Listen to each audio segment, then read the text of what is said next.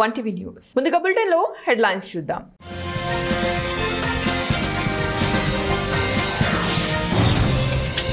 చేతులెత్తేసిన పాకిస్తాన్ 61 పరుగుల తేడాతో టీమిండియా గెలుపు.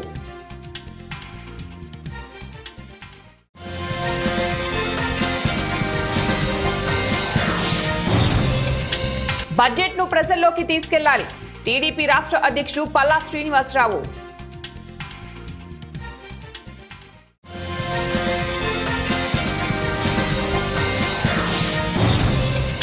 పట్టణాలకు మహర్దశ, 1,00,000 కోట్లతో అర్బన్ ఛాలెంజ్ ఫండ్ ఏర్పాటు. టీ20 ప్రపంచ కప్లో టీమిండియా మరో సునాయాస విజయం సాధించింది. చిరకాల ప్రత్యర్థి పాకిస్తాన్పై అద్భుత విజయాన్ని నమోదు చేసింది. ముందు బ్యాటింగ్లోనూ తర్వాత బౌలింగ్లోనూ మెరిసి పాకిస్తాన్ను చిత్తు చేసింది. ఈ విజయంతో టీమిండియా సూపర్ 8కి క్వాలిఫై అయిపోయింది. టీ20 ప్రపంచ కప్లో భాగంగా భారత పాకిస్తాన్ మధ్య కొలంబోలోని ప్రేమదాస స్టేడియంలో మ్యాచ్ జరిగింది. 176 పరుగుల లక్ష్యంతో బరిలోకి దిగిన పాక్ 114 పరుగులు మాత్రమే చేయగలిగింది. భారత్ బౌలర్లు సమిష్టిగా రాణించి పాక్ను స్వల్ప స్కోర్కే కట్టడి చేశారు. పాక్ బ్యాటర్లలో ఉస్మాన్ 44 ఒంటరి పోరాటం చేశాడు. ఆంధ్రప్రదేశ్ ఆర్థిక వ్యవస్థను పునర్నిర్మించే దిశగా కూటమి ప్రభుత్వం ప్రవేశపెట్టిన 2026-27 వార్షిక బడ్జెట్ను క్షేత్రస్థాయిలోకి తీసుకెళ్లాలని టీడీపీ రాష్ట్ర అధ్యక్షుడు పల్లా శ్రీనివాసరావు పార్టీ శ్రేణులకు దిశానిర్దేశం చేశారు. ఇవాళ విశాఖపట్నం నుంచి కూటమి ఎమ్మెల్యేలు, కీలక నేతలతో ఆయన నిర్వహించిన టెలికాన్ఫరెన్స్లో బడ్జెట్ ప్రాధాన్యతలపై సుదీర్ఘంగా చర్చించారు. విధ్వంసం నుంచి వికాసం వైపు సాగుతున్న ఈ ప్రయాణంలో ప్రతి ఒక్కరూ కూడా భాగస్వాములు కావాలని పిలుపునిచ్చారు. నగరాలు, పట్టణాలు ఆర్థిక ప్రగతికి గ్రోత్ ఇంజన్లుగా మార్చే దిశగా కేంద్ర ప్రభుత్వం కీలక ముందడుగు వేసింది. పట్టణాల్లో మౌలిక వస్తువుల కల్పన, వాటి అభివృద్ధి కోసం అర్బన్ ఛాలెంజ్ ఫండ్ ఏర్పాటు చేసింది. ప్రధానమంత్రి నరేంద్ర మోదీ అధ్యక్షతన జరిగిన కేంద్ర మంత్రివర్గ సమావేశం శనివారం ఇందుకు ఆమోదం తెలిపింది. ఈ పథకానికి కేంద్ర సహాయకంగా ఏకంగా 1,00,000 కోట్లను కేటాయించింది. ఈ పథకం 2025-26 నుంచి 2030-31 ఈ సంవత్సరం వరకు దాకా 5 ఏళ్ల పాటు అమల్లో ఉంటుంది. అనంతరం అవసరాన్ని బట్టి మరింత కాలం పొడిగిస్తారు. నాగర్ కర్నూలు జిల్లా కల్వకుర్తి నియోజకవర్గం వెల్దండ మండల కేంద్రంలో గిరిజన ఆరాధ్య దైవం శ్రీ శ్రీ శ్రీ సంత్ సద్గురు సేవాలాల్ మహారాజు 287వ జయంతి ఉత్సవాలు ఘనంగా నిర్వహించారు. సంత్ సేవాలాల్ మహారాజ్ ఉత్సవాలలో లంబాడీ గిరిజన నాయకులు తలపాగాలు ధరించి పాటలు, నృత్యాలు చేస్తూ ఓ పండుగలాగా ఘనంగా మహారాజ్ ఉత్సవాలు జరుపుకున్నారు.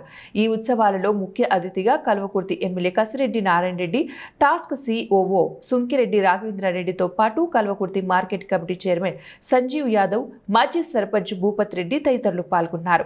గిరిజన ఆరాధ్య దైవమైన శ్రీ సంత్ సేవాలాల్ మహారాజ్ ఉత్సవాలలో పాల్గొన్న ఎమ్మెల్యే మాట్లాడుతూ సంత్ సేవాలాల్ మహారాజ్ అడుగుజాడల్లో నడవాలని కోరారు. తెలంగాణలో కాంగ్రెస్ ప్రభుత్వం ఏర్పాటులో గిరిజనుల పాత్ర ఉందని తెలిపారు. ముఖ్యమంత్రిని మనం చేసుకున్నాం. వారి ఆధ్వర్యంలో దాదాపుగా 1,100 కోట్ల రూపాయలు కల్వకుర్తికి తీసుకొచ్చి మరి డెవలప్ చేస్తా ఉన్నాం. ఇక్కడ మిత్రులు శంకర్ నాయక్ గారు అడుగుతున్నారు, మాకు ఇక్కడ రోడ్డు లేదు, చాలా తండాలు చెప్పాడు. ఒకటి చెప్తే కొంచెం అవకాశం ఇచ్చారు. గౌరవ ముఖ్యమంత్రి గారిని రిక్వెస్ట్ చేసి ఆ తండాలన్నింటినీ లేని తండాలు ఇక్కడ ఉన్న చెప్తాం.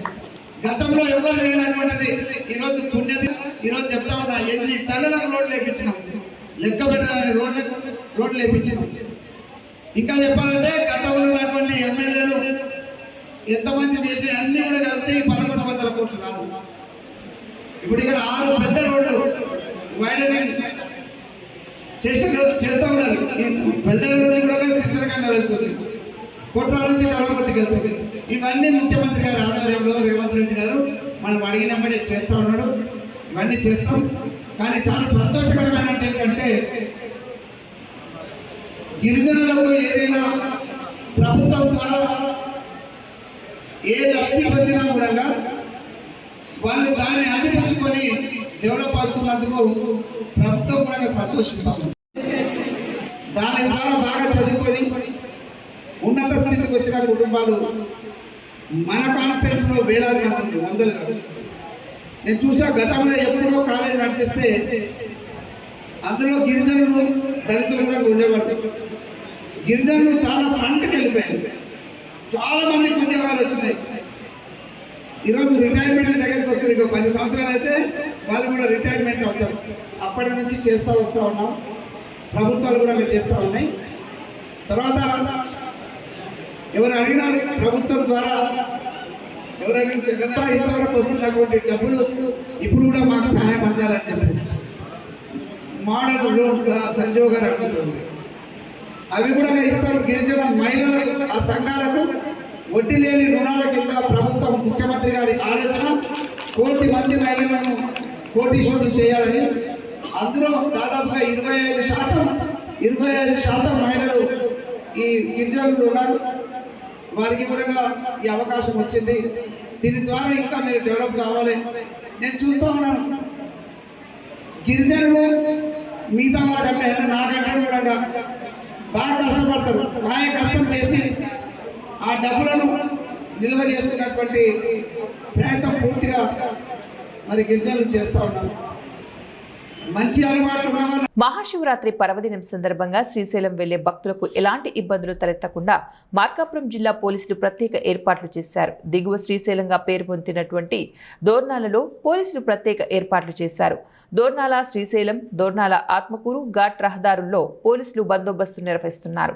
ఈ బందోబస్తులో మార్కాపురం డీఎస్పీతో పాటు 2 సీఏలు, 4 ఎస్ఐలు, 100 మందికి పైగా పోలీసులు పాల్గొన్నారు.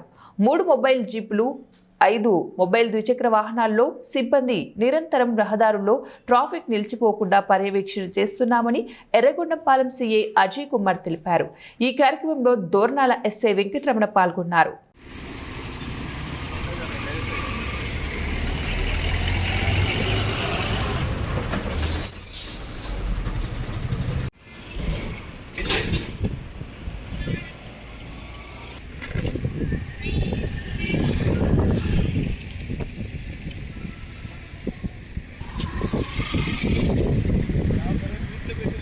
రాయదుర్గం నియోజకవర్గంలో డి హెరెహల్ మండలంలో సిద్ధాపురం కొండల్లో స్వయంభు భూహిత గౌ సిద్ధేశ్వర ఆలయం ప్రసిద్ధిగాంచింది. మహాశివరాత్రి పర్వదినాన భక్తులు అధిక సంఖ్యలో సిద్ధేశ్వరుని దర్శనానికి క్యూలైన్ ద్వారా దర్శనం ఏర్పాట్లు చేశారు.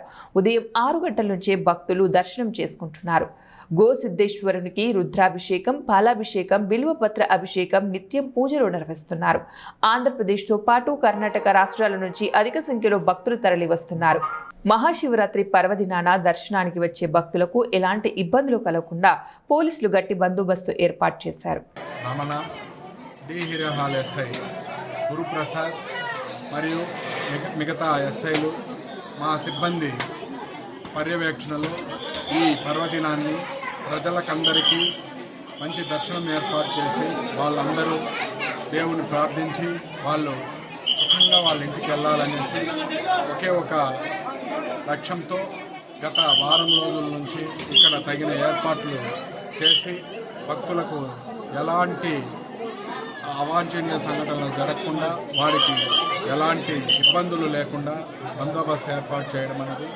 ఈ సందర్భంగా దేవాలయ సిబ్బందికి, వారి నిర్వాహకులకు, అలాగే భక్తాదులకు అందరికీ పోలీసు వారి శుభాకాంక్షలు. అలాగే మీరు దర్శనం చేసుకొని మీరు సేఫ్గా మీ ఇళ్ళకు చేరాలని ఆ భగవంతుని కోరుతున్నాను.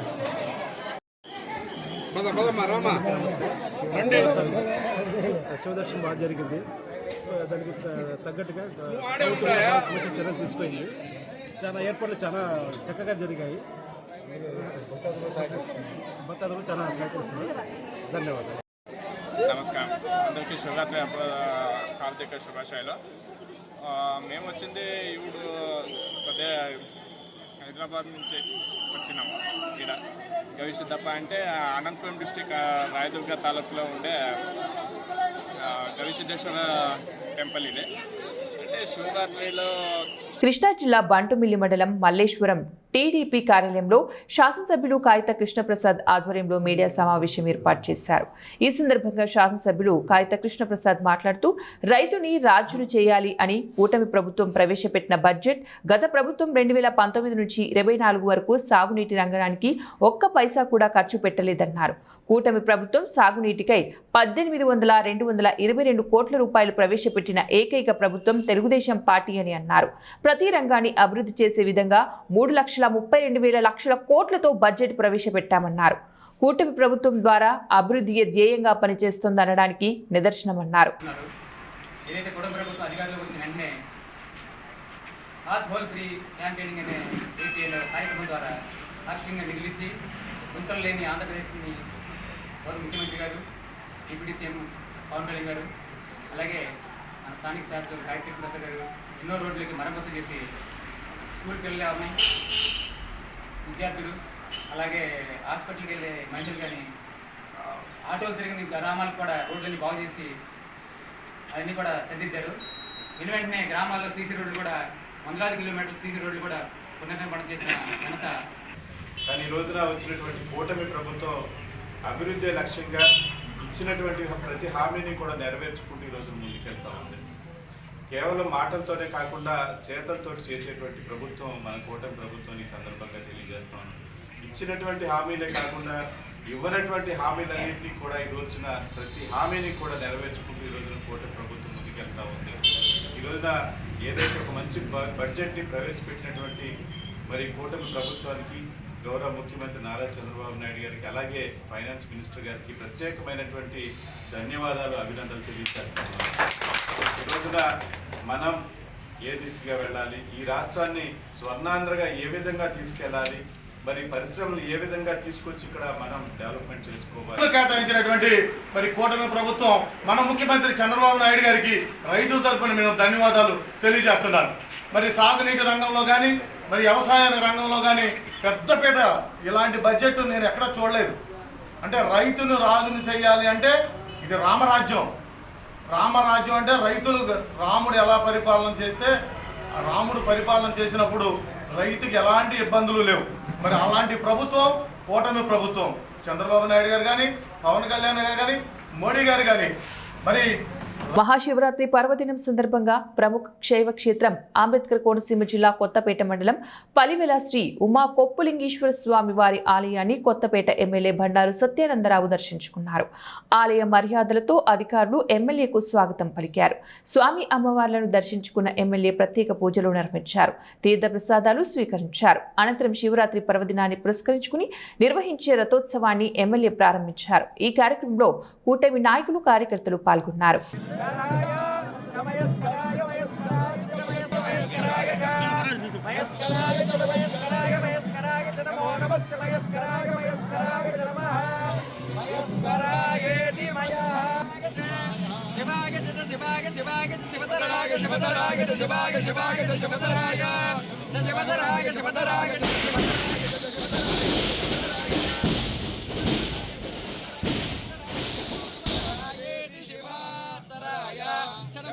దేశంలో ప్రసిద్ధి చెందిన విశాఖ నగరంలోని సింహాచలం దేవస్థానంను ఆదివారం సుప్రీంకోర్టు న్యాయమూర్తి జస్టిస్ సంజయ్ కరోల్ దర్శించుకున్నారు. ఈ సందర్భంగా శ్రీ వారాహ లక్ష్మీ నరసింహస్వామి వారిని భక్తి శ్రద్ధలతో దర్శించుకుని ప్రత్యేక పూజలు నిర్వహించారు. ఆలయ రాజగోపురం వద్దకు చేరుకున్న న్యాయమూర్తికి దేవస్థాన కార్యనిర్వాహక అధికారి జె వెంకట్రావు, ప్రధాన అర్చకులు శ్రీనివాసాచార్యులు, సహాయక ఈవో కె తిరుమలేశ్వరరావు, వేద పండితులతో కలిసి నాదస్వర మంగళ వాయిద్యాల నడుమ పూర్ణ కుంభంతో ఘన స్వాగతం పలికారు.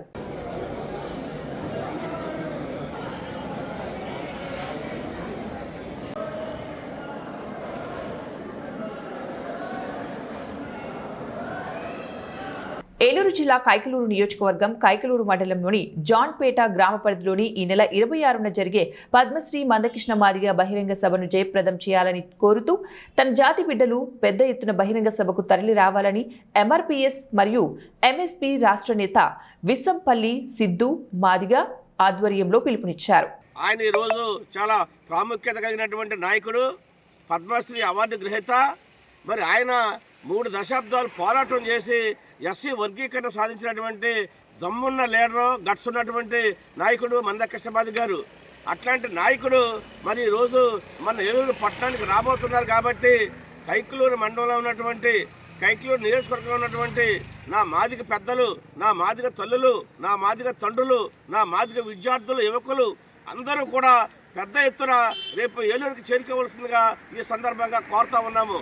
ప్రియమైన ప్రజలారా, ప్రజాస్వామికవాదులారా, మరి ఈరోజు మందకృష్ణ మాదిగ గారు అనే వ్యక్తి ఒక సముద్రం లాంటి వారు. ఆ సముద్రంలోకి చిన్న చిన్న పిల్లకాలని కలవాల్సిందే తప్ప మరి వేరే పద్ధతిలో ప్రజలు తప్పుదోవ పట్టిస్తున్నటువంటి కొంతమంది నాయకులకి మరి సందర్భంగా మేము తెలియజేసేది ఏంటంటే ఇది ఒక జాతికి సంబంధించినటువంటి ఉద్యమం. ఆయన మందకృష్ణ మాదిగ గారు ఈ రాష్ట్రంలో ఈ దేశంలో ఆయన ఆరోగ్యశ్రీ సాధించారు. అంతేకాదు వికలాంగులకి పెన్షన్లు సాధించారు, వృద్ధులకి పెన్షన్లు సాధించారు. అంతేకాదు ఈ దేశానికి ప్రధానమంత్రి స్థానంలో ఉన్నటువంటి నరేంద్ర మోడీ గారిని తీసుకొచ్చి నేరా చోటాబాయ్ నువ్వు నా చిన్న తమ్ముడు అని చెప్పేసి ఆయన దగ్గరికి తీసుకుని మాట్లాడినటువంటి గొప్ప వ్యక్తి మందకృష్ణ మాదిగ గారు. ఆయన నాయకత్వంలో ఈ దేశంలో ఏ పనైనా జరుగుతుంది. ఏదైనా సమస్య వచ్చిందంటే ఆయన ఏ వర్గానికైనా ఏ కులానికైనా నేనున్నాను అంటే. ఏలూరు జిల్లా నూజివీడు నియోజకవర్గం నూజివీడు పట్టణం తెలుగుదేశం పార్టీ ఆఫీసులో మంత్రి విలేకరుల సమావేశం ఏర్పాటు చేశారు. ఈ సమావేశంలో నూజివీడు నియోజకవర్గ శాసనసభ్యులు గృహ నిర్మాణ మరియు సమాచార శాఖ మంత్రి కొలుసు పార్థసారథి మాట్లాడుతూ 3.30 లక్షల కోట్ల బడ్జెట్ విడుదల చేసిన విషయం అందరికీ తెలిసిందే. కానీ ఈ బడ్జెట్లో కొంతమంది స్వార్థపరులైన రాజకీయ నాయకులు, రాజకీయ పార్టీలు సిద్ధాంతాలకు వ్యతిరేకంగా ఉన్న వారికి నచ్చకపోయినా 5 కోట్ల మంది ప్రజలకు మంచి భవిష్యత్తుకు పునాదులు వేసేలాగా ఉన్నాయని మంత్రి కొలుసు పార్థసారథి అన్నారు. రాష్ట్ర ప్రభుత్వం ప్రవేశపెట్టే బడ్జెట్ గురించి పత్రికలు, రాజకీయ నాయకులు, ఎకనామిస్టులు విశ్లేషణ చేయవలసిన అవసరం ఎంతైనా ఉంది. కానీ సొసైటీలో ఎలాంటి విషయాన్నైనా అబద్ధంగా చిత్రీకరించి ప్రచారం చేయగలిగే గోబెల్స్ అనే వ్యక్తి పేరును మర్చిపోయే విధంగా ఇప్పుడు జగన్ బెల్స్ అనే పేరు వాడుకలోకి వచ్చిందని అన్నారు. ఆర్థిక క్రమశిక్షణ బ్యాంకులన్నీ కూడా చూస్తా ఉన్నాయి. మరి ప్రపంచంలో దేశంలో వచ్చిన పెట్టుబడుల్లో 25% పెట్టుబడులు మన రాష్ట్రంలోకి వచ్చినాయి. ఇదంతా కూడా మనం చెప్పేది కదా, బ్యాంక్ ఆఫ్ బరోడా సర్వే చేసి చెప్పిన విషయం నేను చెప్తున్నాను. సో 25% అంటే దాదాపు 10 లక్షల కోట్లు వచ్చినాయి కూడా దేశం మొత్తం. మనకి 2.5 లక్షల కోట్లు, యాక్చువల్గా 9 లక్షల కోట్లు అంత వచ్చినాయిలేండి. అంటే దేశం అంతా కలిపి దాదాపు 1 కోటి కోట్లు వచ్చి ఉంటాయి, ఏమన్నా తెలియదు. మన రాష్ట్రంలో ఇప్పటికే 9 లక్షల కోట్ల పెట్టుబడులు వచ్చినాయి. సో ఈ పరపతి పెరగటం మూలంగా ఆ 12.5%ని ఆ అప్పును క్యాన్సిల్ చేసి కొత్త అప్పు తీసుకుని అది 9%కే తీసుకునేటట్టు, అంటే తద్వారా కొన్ని 100 కోట్ల రూపాయలు ఒక అప్పులో ఒక 500 కోట్లు, ఇంకొక అప్పులో ఇంకో 1000 కోట్లు తగ్గుతూ మూలంగా కూడా కొంచెం ఆర్థిక వెసులుబాటు ఈ రాష్ట్ర ప్రభుత్వానికి కూడా వస్తుందని చెప్పేసి మనం చేస్తాను. ఏదైనా ఉంటే చెప్పొచ్చు. ప్రతిపక్షం అనేది ఇగో మీరు ఇది తగ్గించారు కాబట్టి రాదని అపోహ ప్రజల్లో ఉంది, మీరు ఏం చెప్తారని అంటే తప్పకుండా చెప్తాం. లేదు, ఈ కేటాయింపు ఇది, దీనికి ఇంకా వేరే నుంచి కార్పొరేషన్ నుంచి బడ్జెట్కి సంబంధం లేని ఆదాయ వనరుల నుంచి వస్తుందని ఏదోటి క్లారిఫికేషన్ ఇస్తారు. అంతేగాని మీ పెన్షన్లు కట్ కాబోతున్నాయి, మీ అన్నదాత సుఖీభావ కట్ కాబోతుంది, లేకపోతే మీ తల్లికి వందనం కట్ కాబోతుంది, మీకు ఎట్లా ఇస్తారు ఎవరు అని చెప్పేసి ఇటువంటి అపోహలు జగన్ బెల్స్ మోగించొద్దని చెప్పేసి నేను ఈ సందర్భంగా నేను కోరుతా ఉన్నాను.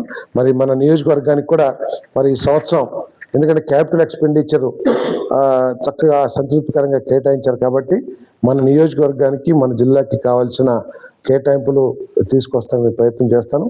మన నియోజకవర్గంలో రింగ్ రోడ్లో ఒక భాగం తప్పకుండా ఈ సంవత్సరం చేయగలనని చెప్పేసి నేను నమ్ముతున్నాను. అదేవిధంగా నూజివీడు ఏలూరు రోడ్డు కూడా పూర్తి చేస్తాం ఈ సంవత్సరంలో. ఇంకా ఎటువంటి అవసరాలు ఉన్నా కూడా తప్పకుండా పూర్తి చేస్తామని చెప్పేసి మనం గోబెల్స్ అని చెప్పేసి మీ అందరికీ తెలిసిన పేరు గోబెల్స్. గోబెల్స్ అనే వ్యక్తి ఏ విషయాన్నైనా సరే అబద్ధాలుగా సృష్టించి గోబెల్స్ ప్రచారం అంటాం కదా, ఆ గోబెల్స్ని మర్చిపోయే విధంగా జగన్ బెల్స్ అని చెప్పేసి మొదలైనవి. ఇప్పుడు ఆయన కేవలం విషయం చిమ్ముతూ ఒక్కటే లక్ష్యంగా ఓడిపోయినప్పటి నుంచి పనిచేస్తున్నాడు అనడంలో ఎటువంటి సందేహం లేదు. అరే సంక్షేమ కార్యక్రమాలు ఇంత సంతృప్తికరంగా ప్రజలందరికీ కూడా అందిస్తూ ఉన్నాం. అందించే కార్యక్రమాలన్నీ కూడా సూపర్ 6లో దాదాపు అంతా కూడా పెన్షన్లు కానివ్వండి, తల్లికి వందనం కానివ్వండి, అన్నదాత సుఖీభావ కానివ్వండి, అన్న క్యాంటీన్లు కానివ్వండి, ఇవన్నీ కూడా సంతృప్తికరంగానే అమలు చేస్తూ ఉన్నాం. ఇప్పుడు మన పత్రిక ఉంది కదా, లేకపోతే మన ఛానల్ ఉంది కదా అని చెప్పేసి పోనీ తెలియని వ్యక్తి, ఎప్పుడు అధికారంలో లేని వ్యక్తి అయితే సరే ఏదో అవగాహన లోపంతో ఏదో తప్పుగా మాట్లాడాలని అనుకోవడానికి అవకాశం ఉంది. కానీ పెన్షన్లు కోత, తల్లికి వందనం కోత, ఇన్ని కోట్లు, ఇన్ని వేల కోట్లు కావాల్సి వస్తే బడ్జెట్లో ఇన్ని వేల కోట్లు పెట్టారు అని ఎంత అబద్ధాలు రాస్తున్నారంటే ఇది చాలా బాధాకరం. ఎందుకంటే పేదోడు ఆ పెన్షన్ అనేది ఈరోజు చాలా ఆధారం, చాలా పేదోడికి చాలా ఆసరాగా ఉంటుంది. అది పోతుంది అని ఒక భయాందోళన సృష్టించి రాజకీయ లబ్ధి పొందాలనుకోవటం చాలా తప్పు. దీనికి బడ్జెటరీ శాంక్షన్స్ ఉంటాయి, కొన్ని కార్పొరేషన్స్ నుంచి కూడా వెల్ఫేర్ సొసైటీస్ ఉంటాయి, కొన్ని కేంద్ర ప్రభుత్వం కార్పొరేషన్స్ నుంచి వస్తాయి. అన్నీ కలిపి ఎవరైతే అర్హులు ఉన్నారో ఇప్పుడు దాకా ఎవరికైతే ఇస్తున్నారో వాళ్ళందరికీ కూడా ఇస్తారు.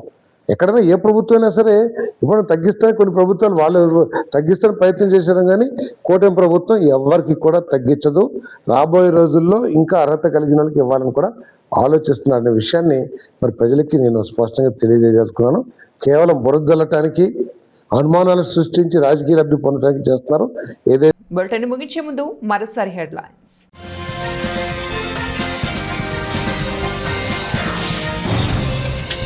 చేతులెత్తేసిన పాకిస్తాన్, 61 పరుగుల తేడాతో టీమిండియా గెలుపు.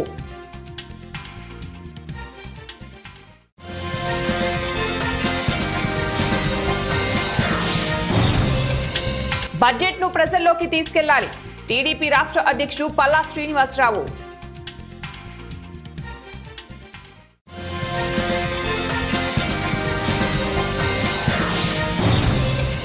పట్టణాలకు మహర్దశ, 1,00,000 కోట్లతో అర్బన్ ఛాలెంజ్ ఫండ్ ఏర్పాటు. ఇవి ఇప్పుడు బులెటిన్ డీటెయిల్స్. నెక్స్ట్ బులెటిన్లో మళ్ళీ కలుద్దాం. అంటే కీప్ వాచింగ్ 1TV న్యూస్.